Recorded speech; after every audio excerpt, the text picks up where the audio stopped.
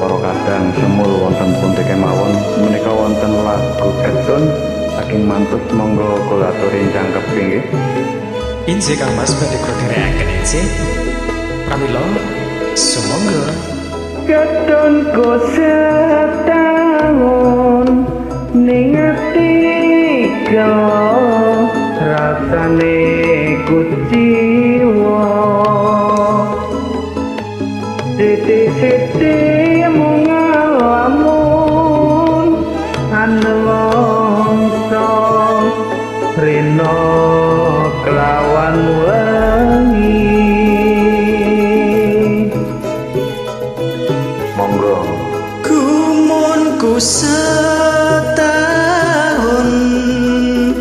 yen lagi bingung saya tambah bengong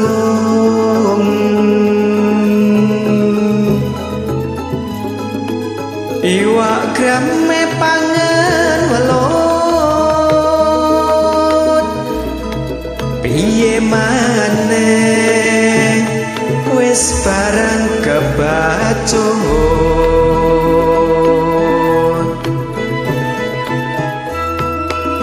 pripun kepripen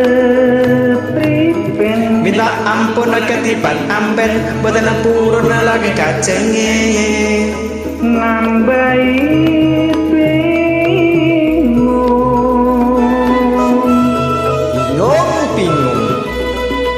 jarene wong ketun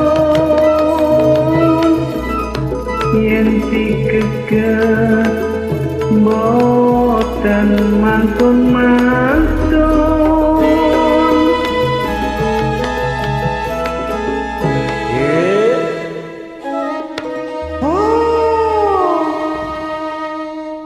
Sinten sing purun agar sane mantun nggih tangga ngelamun ketunku nganti setahun aduh ampun terima sakit udun ngasopi monggo dipun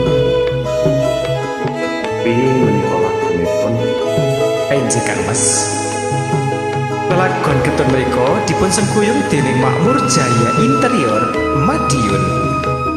Pramila semoga kita laras sesarengan injih kita lajengaken dhuwur monggo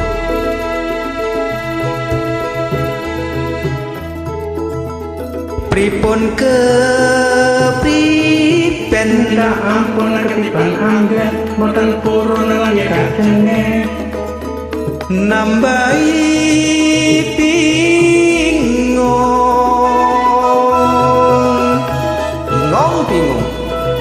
jarene wong ketun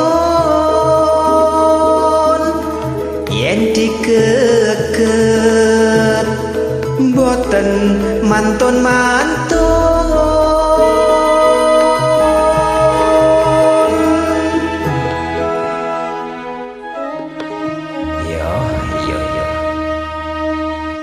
sinten sing purun kersane mantun nggih tombo ngalamun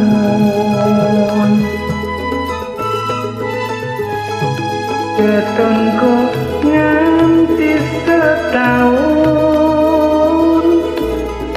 ampun terima sakit udun